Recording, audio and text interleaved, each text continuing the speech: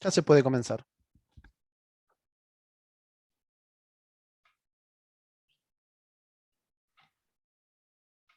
¿Quién habla primero, Bernardo? Sí.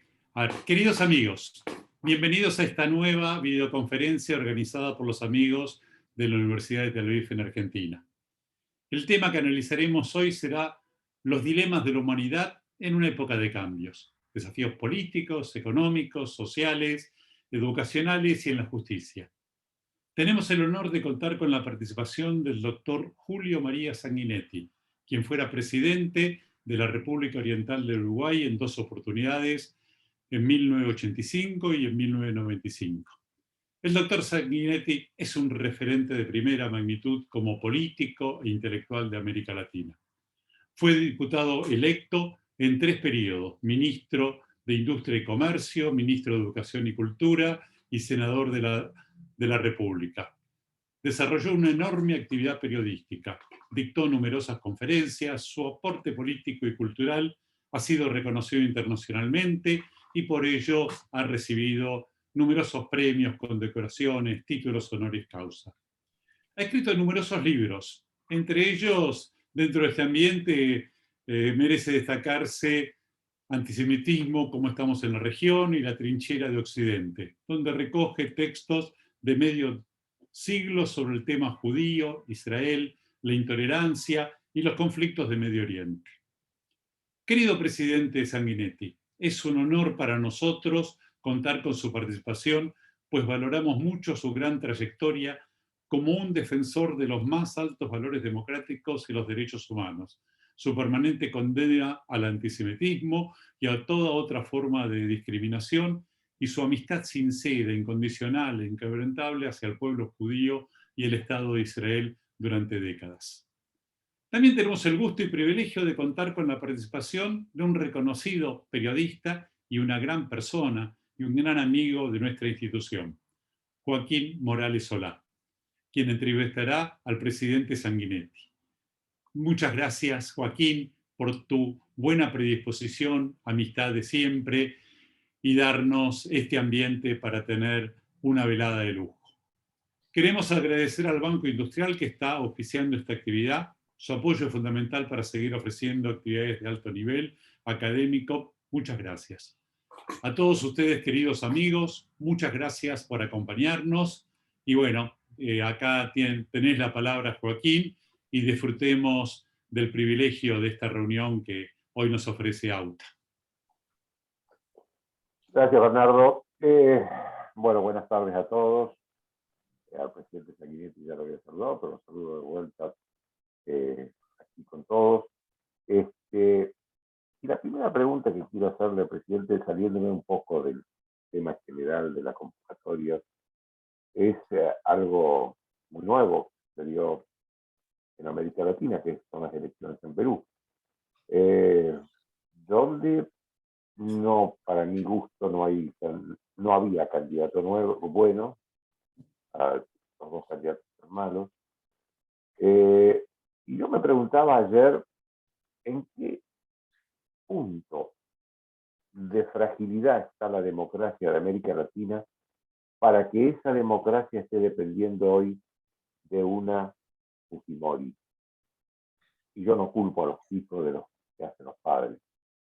Pero en este caso hay una hija que reivindica a su padre, que preside el partido de su padre y que le prometió indultarlo a su padre. Eso es verdad. ¿En qué punto de fragilidad está la democracia en América Latina para que esa democracia dependa de una Fujimori? Bueno, ante todo, gracias, Joaquín, de estar una vez más juntos en este diálogo permanente de la vida democrática que felizmente podemos mantener en medio de esta pandemia por estas vías maravillosas. En estos días yo ya he dejado de vivir en Punta Carreta, Montevideo. Mi nueva residencia es el Zoom. Vivo acá. Este es el tercero del día hoy. De modo que esto es también la parte maravillosa de este tiempo histórico que nos ha tocado, y de ella agradezco y saludo como siempre a los amigos de la Universidad de Tel Aviv. Joaquín, sin duda estamos en un muy mal momento de la política del mundo, pero muy particularmente en nuestra América Latina. En la política del mundo, por muchas razones que podíamos entrar a mirar, y que eso es el gran desfasaje entre un cambio de tiempo histórico muy profundo, porque desde que cambió lo que es la riqueza, desde que cambió lo que son los modos de comunicación entre las personas y entre las sociedades, naturalmente estamos en un tiempo histórico absolutamente diferente. Ya los ricos no son los que hacen automóviles o manejan bancos, sino que son los que tienen patentes, ¿no? Y generan todos estos Amazon y estos Google y todos estos mecanismos maravillosos que han generado las empresas digitales, que son hoy el ritmo de la potencia del cambio en el mundo. En ese panorama de cambio histórico tan profundo, nuestra América Latina aparece, digamos, políticamente en una situación de retaguardia y no de vanguardia, ¿no? Desgraciadamente. ¿Por qué? Bueno, porque en algunos lugares tenemos todavía dificultades institucionales importantes, en muchos tenemos fenómenos de violencia endémicos y fenómenos de agitación nuevos. Violencia endémica, por ejemplo, en México.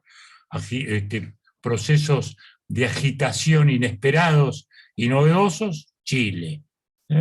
Y ahora de algún modo Colombia. Y luego también tenemos un debilitamiento parecido de algún modo al de Europa en el debilitamiento de los centros políticos y los fortalecimientos de los extremos. De modo que esto no deja de ser un tema. Uno dice Perú. Bueno, en una versión mucho más civilizada, la última elección de Francia no estuvieron por primera vez ni los gaullistas ni los socialistas. Entonces la elección fue entre la señora Le Pen, de la extrema derecha, y Macron, que era una figura intelectual nueva ajena al sistema. En una versión naturalmente mucho más primitiva y penosa nos encontramos hoy en Perú, donde la opción relativa es, sí, difícil.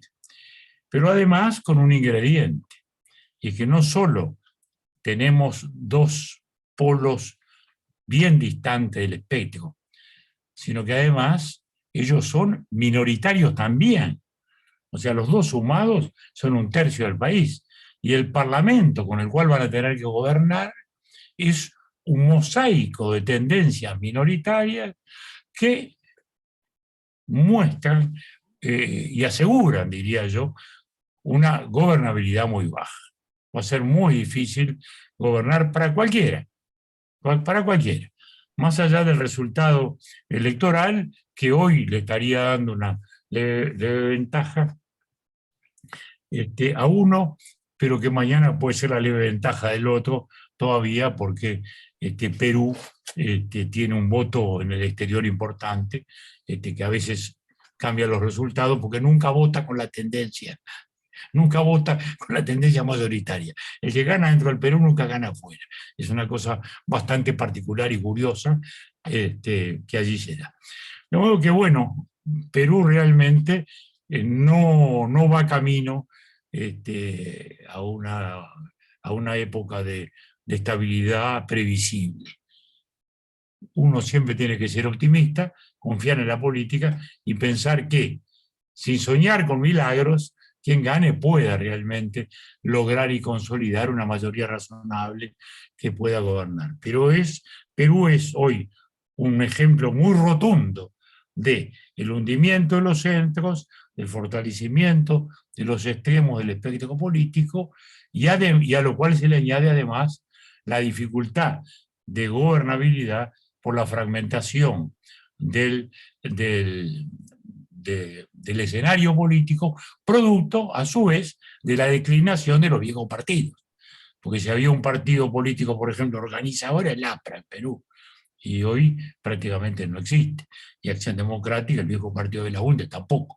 Es decir, estamos en una situación realmente de expresión cabal de las tendencias críticas que se venían dando. Debilitamiento de los partidos, fortalecimiento de los extremos. Ahora, presidente, ¿qué errores cometió la racionalidad, las versiones de racionalidad política para que se dé cosas como en Chile, por ejemplo, donde la constituyente, nada más que la asamblea, nada menos que la asamblea que va a escribir la constitución, en esa elección las dos coaliciones históricas quedaron de lado, y fueron una serie de partidos de izquierda y locales. No se sabe qué va a salir de esa ensalada. En Perú pasó lo que pasó, en Brasil pasa lo que pasa. Hay un presidente que también ha ganado, Bolsonaro, y dejó afuera a los partidos que se habían en los últimos años alternado en el poder, PT y el socialdemócrata Manuel Enrique. México está también con los partidos históricos perdiendo, acaban de perder. No tanto como se imaginaba, pero acaban de perder la elección. Todos juntos, todos los partidos históricos juntos de México. De alguna manera Colombia también, porque Uribe, el partido que gobierna, es un populismo de derecha que ha dejado atrás a los partidos históricos. ¿Qué errores cometió la nacionalidad política para que sea descartada por la sociedad? Yo digo, hay problemas de pobreza en el medio, hay problemas de corrupción, hay problemas de falta de sensibilidad de la dirigencia política. ¿Qué es lo que usted ve? ¿Dónde ve el error fundamental de esas franjas de racionalidad política que están quedando atrás? Bueno, como recién le decía, yo creo que hay una situación de desajuste de los sistemas políticos democráticos a esa nueva realidad económico-social que vivimos, que se da en el mundo. ¿Por qué? Acá decimos Bolsonaro, pero en Estados Unidos decíamos Trump, hasta hace muy poquito. Y la escenificación grotesca. Y Johnson en Gran Bretaña, ¿no? Y Johnson en Gran Bretaña. Ahí está. La escenificación grotesca de la ocupación de la Casa Blanca fue una expresión simbólica de una especie de caída de la batilla, que en este caso nos llevó hacia un sendero más tranquilo. Es decir, esto nos está hablando de que los fenómenos de los cuales recién estábamos hablando no son solo propios de América Latina, sino que son fenómenos que se están dando en todo el mundo occidental. Y eso es evidente. La Comunidad Europea debe haber sido una de las construcciones más fantásticas del siglo XX. Quizás la mejor noticia de todo el siglo XX es la Comunidad Europea. Así como la mejor noticia que tuvo Naciones Unidas en su trayectoria fue la creación de Israel. Todo lo demás fueron o fracasos o confrontaciones estériles, ¿no? Pero cuando uno mira el siglo XX, tan plagado de desastres, uno dice, bueno, la Comunidad Europea ha sido el gran emblema, ¿no? Después del fascismo, después del nazismo, después del falangismo, después de todo eso, cómo estos países pudieron reconciliarse, volver a la democracia, armar esta construcción. Bueno.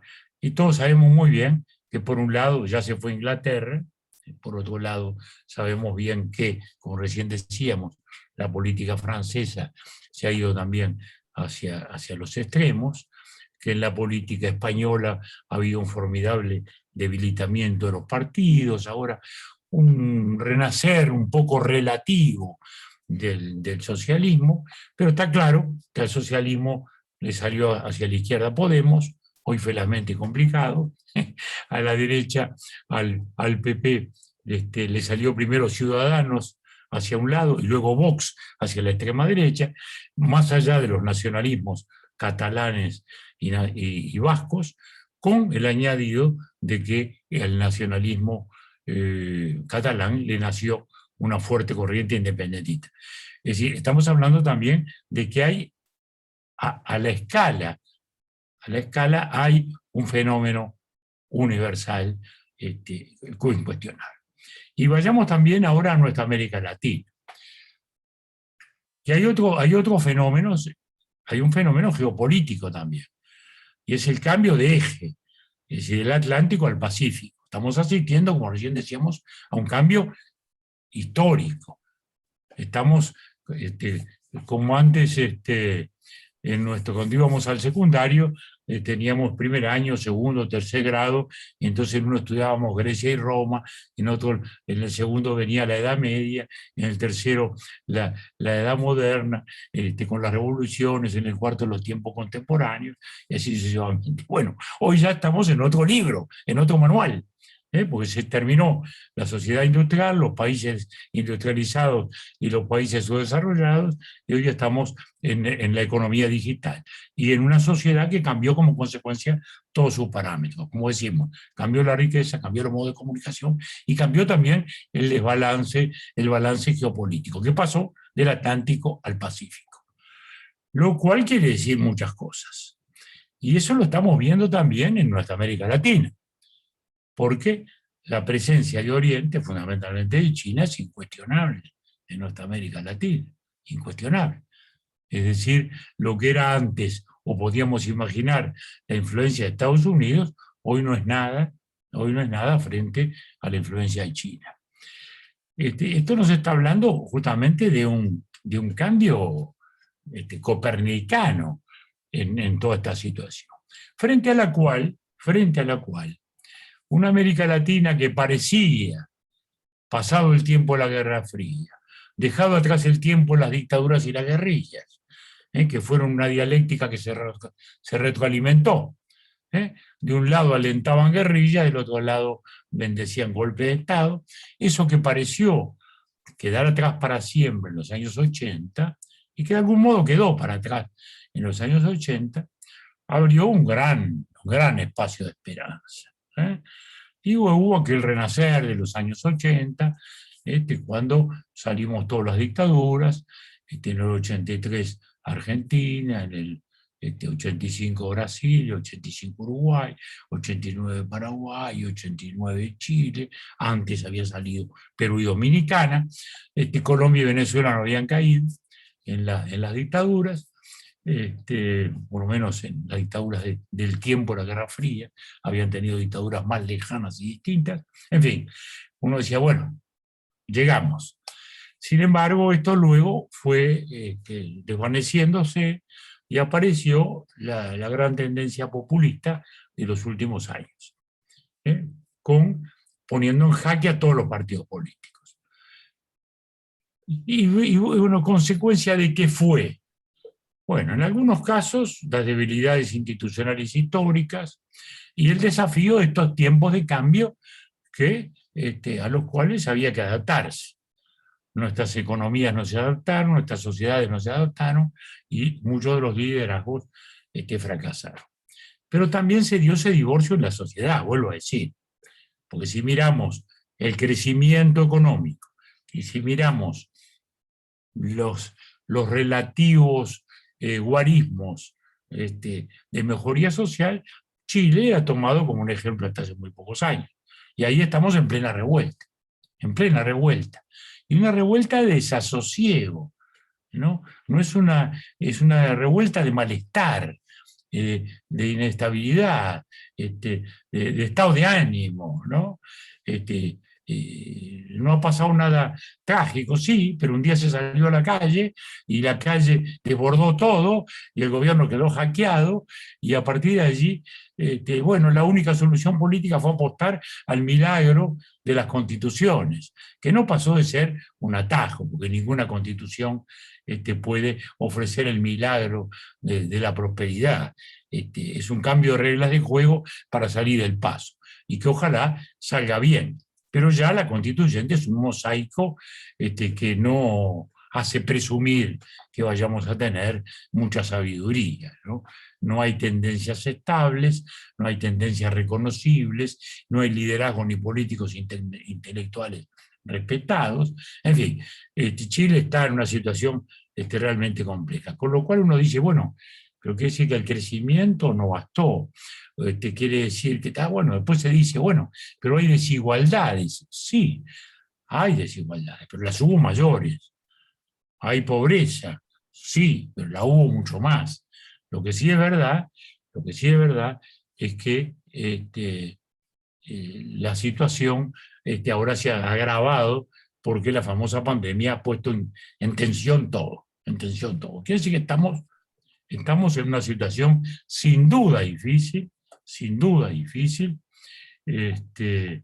Y yo estos días escribía un artículo acá en Uruguay y decía, cuidemos nuestra calma, cuidemos nuestra calma, por más que tengamos un debate fuerte, cuidemos, no sacudamos los muebles, ¿no? Porque el ruido está tremendo en toda la región. Y bueno, soluciones mágicas no hay. ¿Qué se precisa? Bueno, liderazgos que respeten las instituciones y que ellas permiten gobiernos viables. Ese es el gran problema, es el desafío ahora del Perú. Fíjense lo que va a hacer el próximo gobierno, en total minoría. Cuando vengan los presupuestos, cuando vengan y el gobierno logre sacar las cosas. Bueno, cuidado, porque viene ahí la tentación autoritaria. Y la tentación autoritaria ya la pandemia la instaló también, además, porque la pandemia restableció la centralidad del Estado, como toda la crisis. La gente miró al Estado y le dijo, bueno, hagan lo que haya que hacer, pase como pase, y el resultado fue, naturalmente, que el Estado asumió necesarios poderes extraordinarios, pero que, más allá de las vacunas y de las unidades de terapia intensiva, sabemos que ha sido usado para un predominio en algunos lugares excesivo de los propios gobiernos. Es decir, que estamos en un momento sin duda muy difícil y en que la política está desafiada y la sociedad misma está desafiada. Porque también ese es el otro tema, ¿no? Porque en la democracia todo depende del voto ciudadano y depende de quien vote la gente. En América Latina también es eso es muy nuestro, ¿no? Parecería que nadie votó a nadie, ¿no? Porque ahora estos días Fujimori, fíjense, sí, pues a Fujimori lo votaron, sí, y lo reeligieron, ¿no? ¿Verdad? Bueno, entonces, no cayó el cielo Fujimori, lo votaron y lo reeligieron. Los peruanos, no lo pusieron los marines norteamericanos. Es decir, los ciudadanos tenemos también una gigantesca responsabilidad. La democracia se basa en la racionalidad del ciudadano. Es la democracia aritmética que decía Aristóteles, ¿no? Bueno, entonces, si no somos conscientes de eso, difícilmente podamos reclamarle al sistema lo que no estamos dispuestos nosotros a dar. Cuando digo nosotros, digo una colectividad. Entonces, es un momento muy complejo, es un momento muy difícil, y donde están puestos a prueba no solo la calidad de los liderazgos, sino también la calidad de la ciudadanía. Presidente, quiero hacer una pregunta sobre el Mercosur. ¿Cómo lo imagina usted? Porque además veo que Uruguay está planteando la posibilidad de modificar los estatutos del Mercosur para poder tener acuerdos propios de libre comercio con el mundo. Y yo no sé si fue usted, en uno de sus dos mandatos, cuando se incluyó esa cláusula que prohíbe a los países del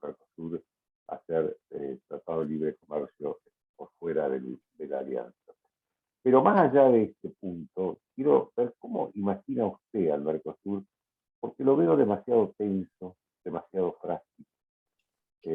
Lo veo tal vez en el momento más, más débil que tuvo en toda su existencia. No sé si usted coincide con este diagnóstico, pero me gustaría conocer su opinión. Bien, el Mercosur fue el resultado de un sueño de los años 80, como hablábamos recién. Es decir, la restauración democrática, ¿no?, generó un clima, un ambiente.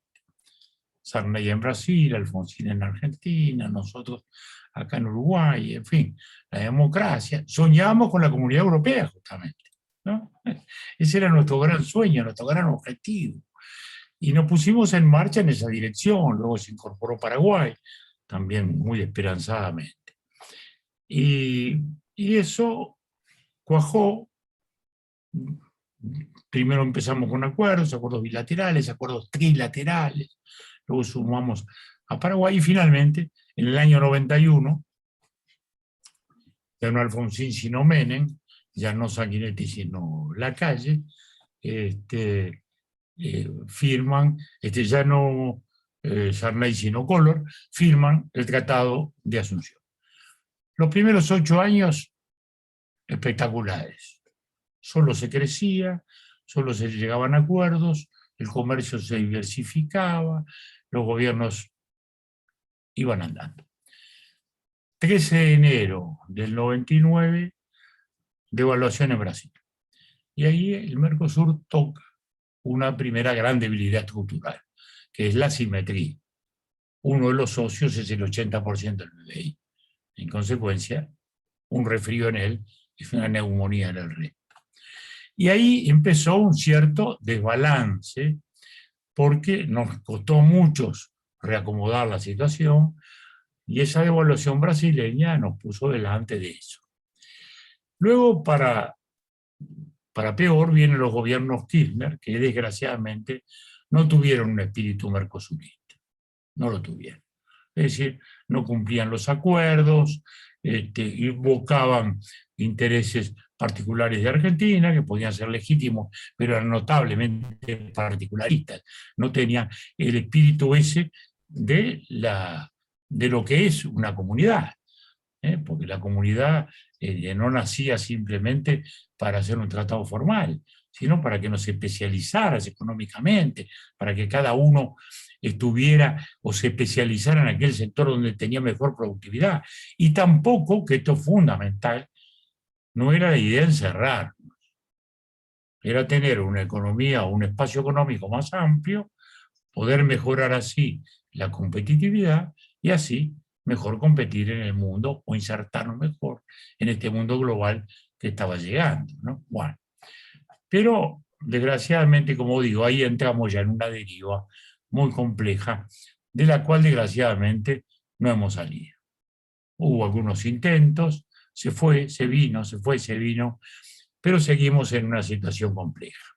Tan compleja como que hoy, tanto en Brasil como en Argentina, como en Uruguay, hay una tendencia hacia una apertura mayor del Mercosur, hacia una búsqueda más libre de los mercados internacionales, que desearíamos fuera en conjunto. Para lo cual se precisaría, digamos, un conjunto de aranceles más bajos, una economía de conjunto más abierta, y como consecuencia también una mayor flexibilidad para poder insertarnos en el mundo.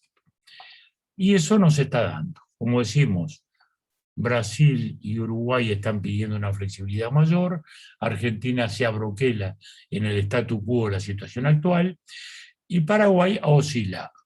En este momento también un poco más cercano a la línea de Argentina, defendiendo mucho más, digamos, el interés de su economía particular.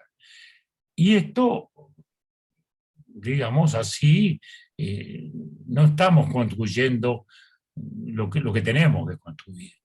El mundo es global, sin duda, el mundo corre a ritmo de vértigo, sin ninguna duda, el vértigo lo marcha lo marca la ciencia y la tecnología, sin ninguna duda. Oriente le viene sacando enormes ventajas a Occidente en esa competencia, y digo así en términos muy generales lo que es Occidente y lo que es Oriente. Lo vemos en nuestra propia América Latina, donde China es o el primero o el segundo cliente de todos, y donde un Estados Unidos que ahora intenta, de algún modo, mirar con una mirada aún tímida a América Latina, tiene muy pocas respuestas frente al avance de la influencia comercial y aún científica y tecnológica de China. Entonces, el Mercosur es uno de nuestros problemas, es el problema de nuestra región. Yo sigo creyendo que es una mirada estratégica imprescindible. Creo que nadie puede imaginar ni pensar en que aislados nos va a ir mejor, porque lo muestra el mundo, ¿no? China tampoco está solo, ha hecho estructuraciones comerciales muy, muy fuertes. Europa lo hizo en su tiempo. Y nosotros, si ningún país puede ser autárquico, los Estados Unidos no lo son, ¿no? China no lo es, bueno, ¿cómo podemos imaginarnos nosotros que vamos a tener una autarquía argentina o una autarquía brasileña? No existe. Bueno, un agrupamiento mayor nos permitiría tener esa fuerza. Hoy no se está viendo así, desgraciadamente, y bueno, seguimos poniendo notas sombrías. Desearía uno poner una nota un poquito más optimista, porque Bueno, lo estamos pensando. a ver, presidente, una nota optimista que usted puede poner, no sé si la va a poner, es sobre el mundo post pandemia, ¿no? Hace poco, hablando con Fernando Sabater, contaba cómo imaginaba el mundo después de la pandemia y me dijo, igual nada más que un poco peor. No sé si a usted le parece que, digamos, tenemos unas sociedades que venían de la plena libertad, estamos hablando de Occidente, libertad para circular, libertad para viajar, libertad para hacer muchas cosas, que hoy para salir de sus casas, comer, ir al cine, al teatro, bueno, que hoy con la pandemia se ha reducido, y yo creo que esto va a durar un tiempo todavía, sobre todo acá en el hemisferio sur, donde la pandemia se está demorando más en ir. ¿Cómo imagina ese mundo después de la pandemia desde el punto de vista de las libertades, de las costumbres, digamos, de la política también, ¿no? Si no influye demasiado en los gobiernos, que se han acostumbrado, por cierto, a manejar bastante la actividad de la sociedad, ¿no? Bueno, yo creo que siempre lo más difícil en la política son los pronósticos, ¿no? Toda la ciencia política es un cementerio de utopías frustradas y previsiones equivocadas. Pero en todo caso, uno dice, habrá una pospandemia, porque da la impresión que durante algún tiempo bastante largo vamos a convivir por lo menos con los virus y con esta batalla. Desde ya que el punto crítico todavía va a atravesar este año de algún modo. Esto irá pasando, naturalmente, y luego iremos hacia una normalización cada día mayor. Ya se están haciendo ensayos, ¿no? Anteayer mismo, acá en Uruguay, se hizo un ensayo con nuestro ballet de un espectáculo con el nuevo pase verde, ¿no? Que son aquellos que traen el certificado de vacuna, como decíamos antes, cuando íbamos al liceo y nos pedían el certificado, al inscribirnos al principio de año, el certificado más el hisopado, y entonces eso permitía hacer un espectáculo en el cual se podía usar un aforo más normal.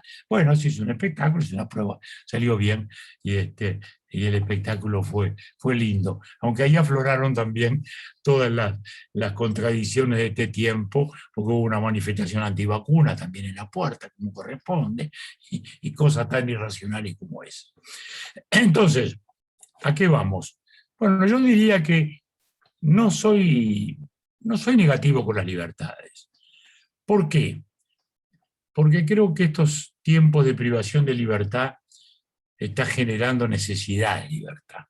En los humanos se está instalando esa necesidad de libertad que a veces no apreciamos. Porque antes la libertad ambulatoria, o sea, la de caminar, la libertad de construir nuestras propias vidas, bueno, parecía con natural. Pero ahora que hemos perdido la posibilidad de ir a un cine o ir al teatro, o de elegir cosas tan elementales como esa, creo que ha instalado en la sociedad un deseo de libertad fuerte. Y eso siempre termina predominando. Ahora, predominará de un modo armónico, predominará de un modo estable. Bueno, allí son otros temas. ¿Por qué? Primero, porque el trabajo va a tener una modalidad ya muy transformada.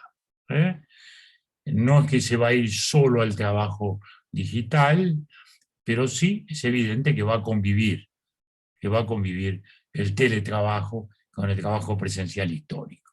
Eso ya llegó para quedarse, porque ya la propia sociedad se ha equipado para ello, y eso va a ir desde las ocupaciones laborales hasta la educación, en la cual ya estaba instalado el tema, ¿no? En Uruguay mismo teníamos un plan ya histórico de cada niño con su pequeña computadora, pero eso ahora se ha universalizado de un modo que ya la educación es otra. Y esto no va a retroceder. Es decir, va a haber un sistema mixto de trabajo, de educación, de vida. Primera cosa, quiere decir que ya esto es un cambio muy sustantivo. Segundo lugar, la educación. Bueno, la educación también ha estado desafiada. Ya está claro que la educación, digamos, audiovisual, que ya existía, va ahora a tener un espacio mucho mayor que el anterior. En tercer lugar, está muy claro hoy también que los estados tienen que reformular muchas cosas, entre otras la sanitaria, porque lo que parecía que habíamos dejado atrás para siempre eran estas pandemias, no era así. O sea, así como hemos visto la importancia de la ciencia, porque no tenemos otro recurso, también hemos apreciado las limitaciones de la ciencia. Que así como tuvo la capacidad para generar rápidamente una vacuna, no ha tenido capacidad para generar un remedio. Es decir, no tenemos un remedio contra el COVID, tenemos vacunas para prevenirlo. Esto nos pone delante de las limitaciones de la ciencia también. Es decir, no es ilimitada, ¿no? Bueno, entonces, lo otro que vemos es que la economía digital ya es cada día también más poderosa, es cada día más dominante en todas las actividades, y eso nos está generando otro desfasaje, que es el de la educación con el trabajo. Hasta Estados Unidos hoy tiene insuficiencia de gente preparada en el mundo digital. Estados Unidos es el gran importador de muchachos capacitados en los manejos digitales. Estados Unidos. Entonces, y es el gran horizonte de la India, de Brasil, que proveen multitudes de muchachos preparados en esas disciplinas, descapitalizándonos a nosotros, naturalmente. Pero eso nos está hablando de un desfasaje formidable en la educación. O sea, la educación la tenemos que transformar muy sustantivamente. Lo cual no quiere decir, y aquí viene el desafío de este cambio, que no puede pensarse en una economía, en una educación solamente tecnológica. ¿Por qué? Porque estos son métodos, herramientas. Son las herramientas. El libro es una herramienta. Sí, desde Gutenberg para adelante, cambió el mundo. ¿Por qué? Bueno, porque nos dio esa herramienta de conocimiento. Y ese libro hoy es el que está desafiado. Pero lo que importa es lo que hay adentro. Lo que importa son los contenidos. Por eso, es que esta nueva educación tiene que usar todas las nuevas herramientas pero al servicio de una formación que tiene que mantener la esencia humanística. Que ese es el gran desafío, ¿no? Porque un mundo solo tecnológico, vaciado de contenidos, de ideas, de contenidos, de identidad filosófica, de identidad histórica, es un mundo que va al desastre. En buena parte nos ha pasado ya. Es decir, la caída de los partidos y de la caída del mundo de las ideas es una expresión de eso. No las ideologías, ¿no? Las ideologías es otra cosa. Entonces, quiere decir que tenemos por delante desafíos muy grandes, que son esperanza e incógnita a la vez. El tema es saberlos transitar, podernos instalar en ese mundo, que nos va a ir despertando con nuevas preguntas con el correr del tiempo. Nuestra generación ha visto más cambios que lo que vieron nuestros padres, abuelos y ancestros en toda la historia, desde Adán y Eva hasta acá, ¿no? Que nuestra generación ha sido el testigo de todo eso.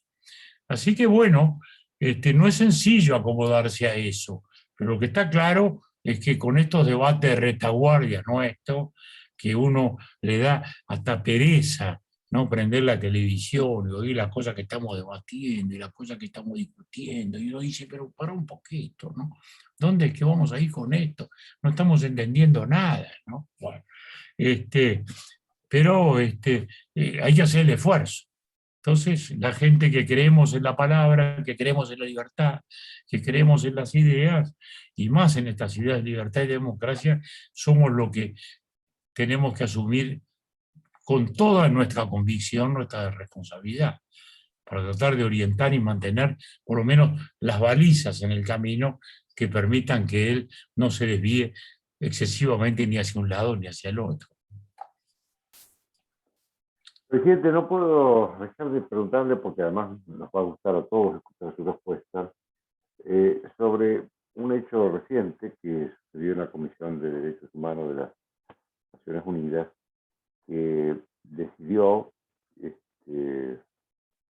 crear una comisión investigadora por los presuntos supuestos actos de violación de los derechos humanos por parte de Israel cuando fue atacada por Hamas hace muy pocas semanas.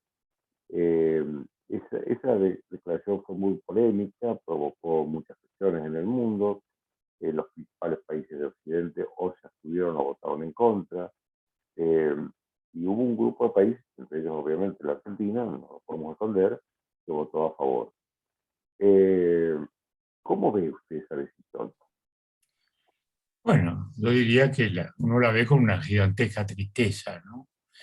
Porque, como decíamos hace un rato, Israel debe ser el éxito mayor de las Naciones Unidas en su historia, ¿no? Y nuestro país, el Uruguay, se siente muy identificado porque justamente tuvo un rol protagónico en la construcción del Estado. Integramos la famosa Comisión de los 21. Nuestra participación fue muy importante, impulsado en nuestro caso por el presidente Luis Valle y nuestros representantes como el embajador Rodríguez de Fabregá, que fue quien condujo nuestra delegación, y el profesor Oscar Segullabre, un gran historiador. Todos ellos naturalmente fueron militantes de la causa de, como se llamaba entonces, la Palestina judía, ¿no? Yo me inicié la vida política detrás del liderazgo de Luis Valle. Después de que nací, la vida política con ese tema puesto, porque don Luis había crecido dentro de la corriente histórica más liberal y más progresista del país, del vallismo, con la causa republicana en España y con la causa de la construcción de Israel. De modo que para nosotros este es un mandato muy fuerte, que lo sigue siendo. Y el país lo siente así. Desgraciadamente, en los años del Frente Amplio, por una mala digestión de la ideología,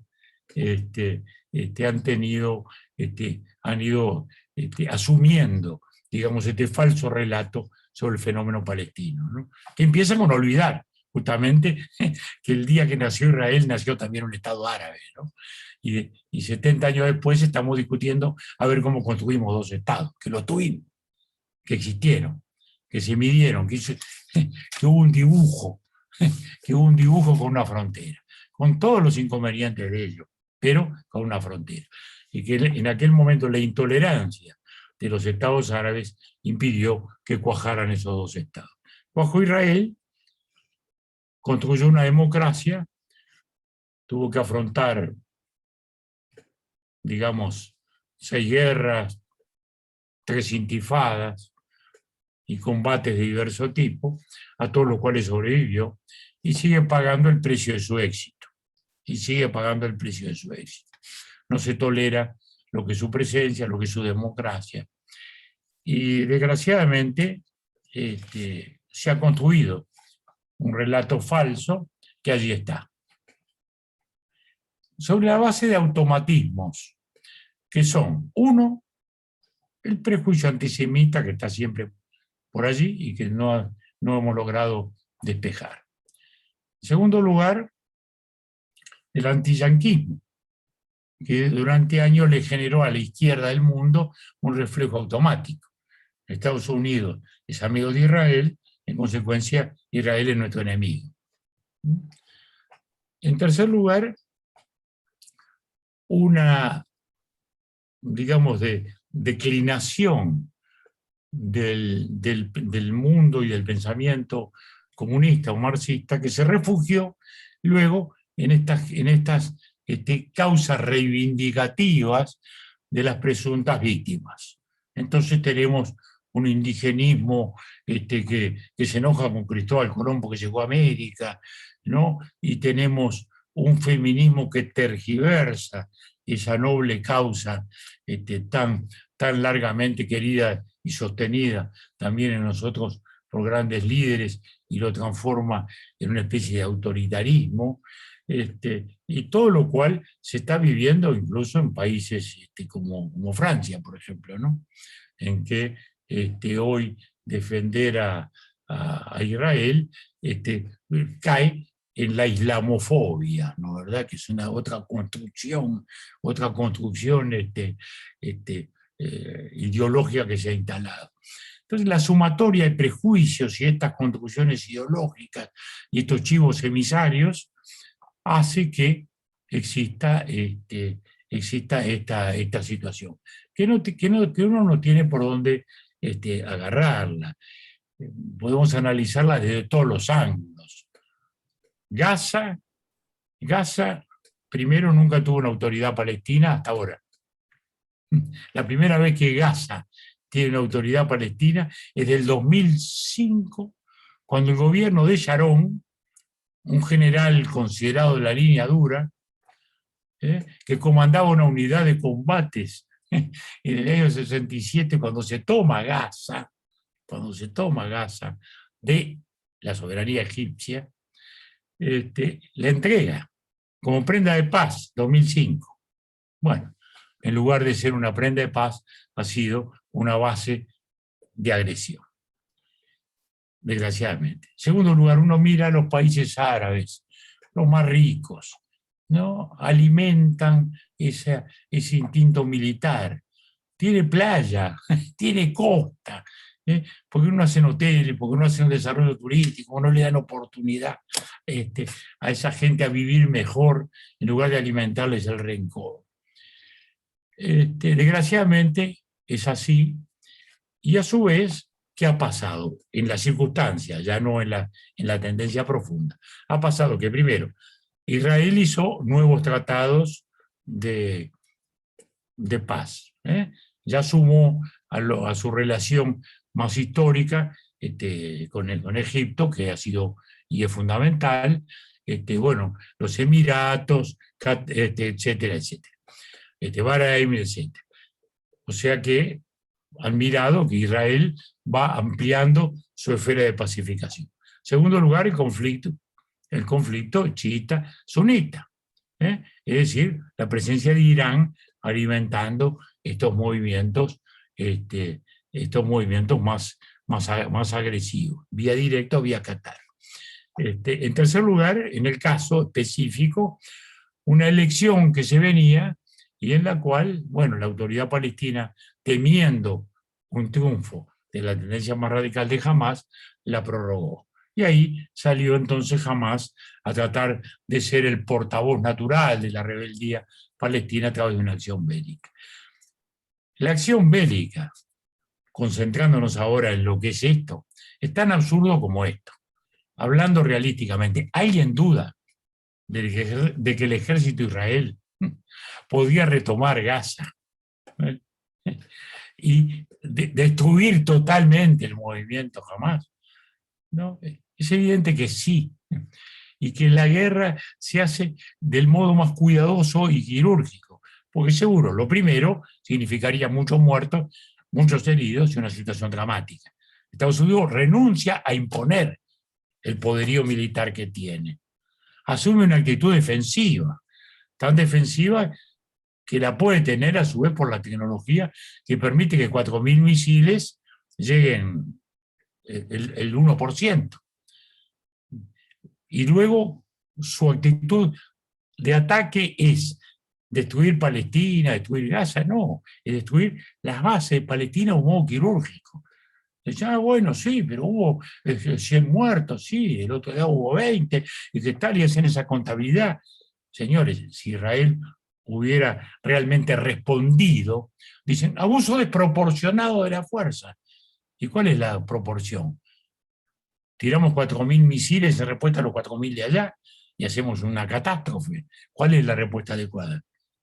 ¿Invadir para liquidar todas las fases? Bueno, todas las bases. Bueno, se ha hecho lo que quirúrgicamente se podía. Por eso es realmente muy lamentable, muy injusto que tengamos que seguir batallando por esto. Pero vuelvo a decir, todavía, desgraciadamente, es la sobrevivencia de prejuicios, la sobrevivencia de cosas tan atávicas como lo que es el propio conflicto entre el mundo musulmán, entre chiitas y sunitas, que también se proyecta a este escenario. De modo que, bueno, no podemos mirar esto sino con mucha tristeza, y con mucha tristeza países, justamente, que no terminan de asumir esto. Porque yo entiendo que alguien dijera, bueno, me abstengo, no. Pero ¿cómo? Una resolución que no dice una palabra de Hamás. Porque pongamos que dijeran, bueno, mire, si Israel se excedió en esto, en lo otro. Pero el exceso mismo no nace de la agresión. Bueno, realmente es muy triste.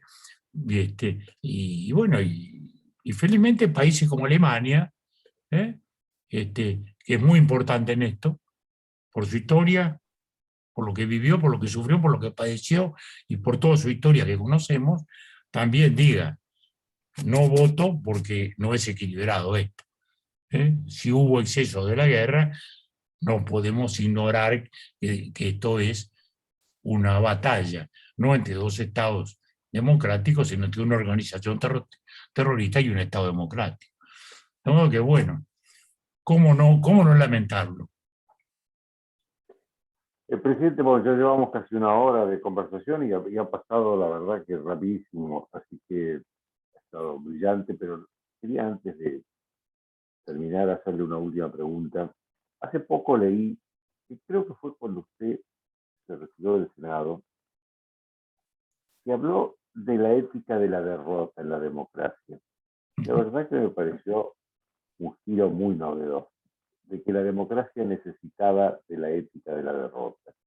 No sé si lo expreso bien, pero me parece que esa fue la idea suya y me gustaría que la desarrolle un poquito.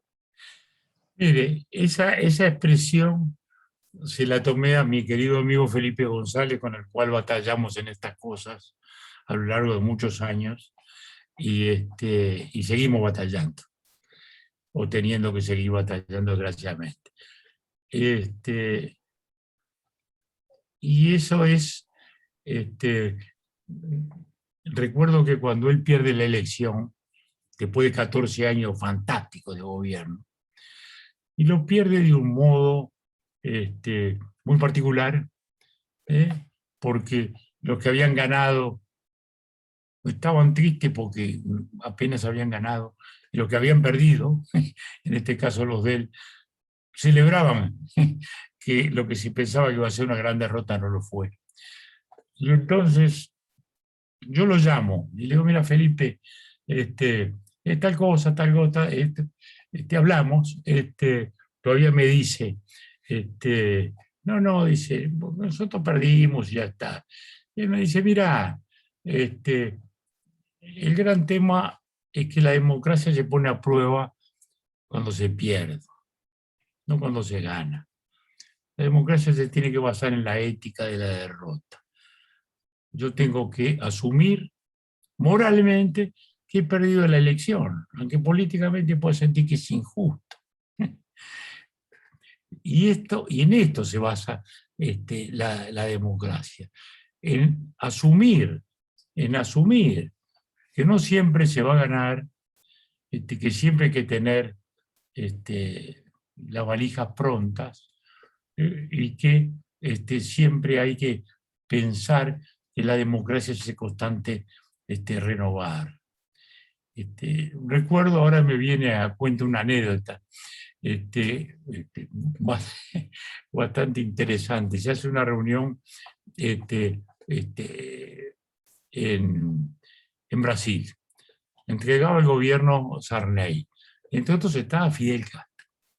Y entonces se hace una comida y entonces Sarney hace un discurso y justamente dice: la democracia es saber hacer las maletas, arranjar las malas.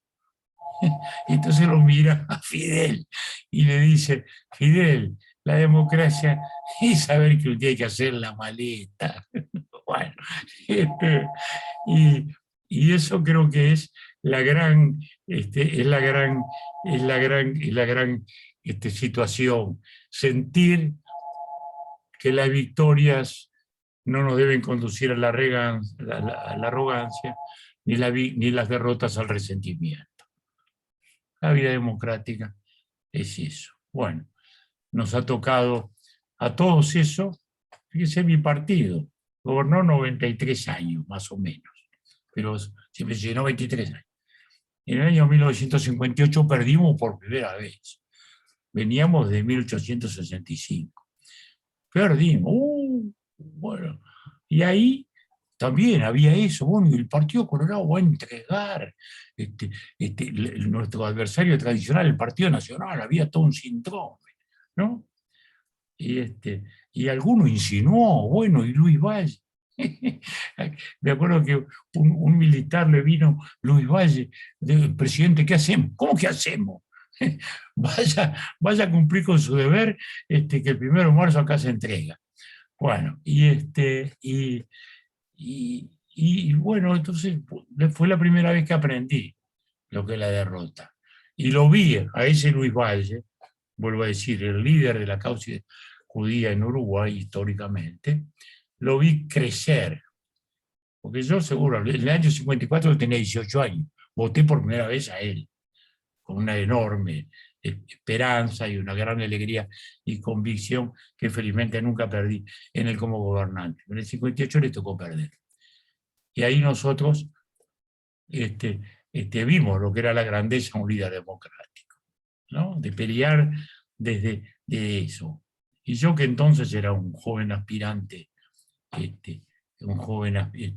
aspirante a diputado, recuerdo que hice un acto callejero en un barrio suburbano. Don Luis no había salido todavía a la calle nunca y había caído muy injustamente. Y entonces lo fuimos a ver con un grupo y dijimos: no, dijo Don Luis, hay que ir a la curva Maroña. Bueno, vamos, y ahí iniciamos. Y ahí uno ve la grandeza de un líder. La grandeza de un líder se ve ese día. Esa es la ética de la derrota. Muchas gracias, presidente. La verdad que ha sido un placer escucharlo y creo que esto es compartido por todos nosotros. No sé si Poli quiere decir algo al final. Muchísimo. Una vez más, Joaquín, agradecerle a usted, porque tenemos un viejo diálogo periodista, en realidad de periodista a periodista. Realmente Y yo estoy muy agradecida porque fue una noche les agradezco a excepcional. todos los amigos y a los 410 que nos han... Había 440, así que ahorita. el presidente Sanguinetti fue una noche realmente, bueno, Joaquín sabe que yo lo quiero mucho, pero fue un deleite escucharlo. Muchas Un gracias. deleite porque le aseguro que en tantos países deberían escuchar esto y en tantos idiomas, lo que usted acaba de decir, porque es Bueno, uno de los temas más álgidos de este momento acá. Así que gracias, gracias por estar y vamos a volver a vernos. muchas gracias a todos. Gracias, Gracias a todos. Hasta una gracias vez. Joaquín, gracias Abrazo. querido amigo, gracias. El aplauso para los dos, Joaquín también, te lo mereces, la verdad es divina. Gracias.